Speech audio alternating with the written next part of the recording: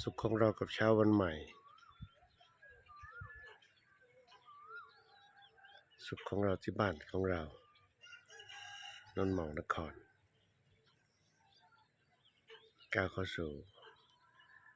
เดือนแห่งความรัก2 กุมภาพันธ์ 2568แล้วนะครับโอกาสที่เดินทางกลับบ้านมาเยี่ยมบ้านเดือนกุมภาพันธ์อากาศเย็นๆโอ้สดชื่น7:30แล้วแดดมาแล้วอากาศเย็นๆโอ้อากาศจะกลับบ้านช่วงหน้าแล้งหลังฤดูกาลเก็บเกี่ยว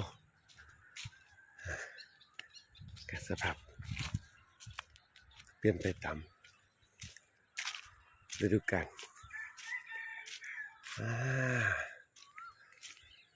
จิบกาแฟจังไหนกันนะลงขึ้นละหลังจากที่ปีใหม่มาตัดหญ้าเอาไว้เดือนนี้ก็คงสิบ่ต้องตัดหญ้าแล้วบรรยากาศกับบ้านที่สวยงามตามฤดูกาลเพียงน้าหน่อยโครงการสานฝันต่อไปก็คือเฮ็ดเป็นหลังสำเร็จกิน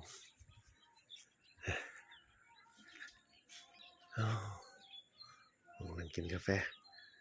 สะพานทางเข้าก็โอ้สิได้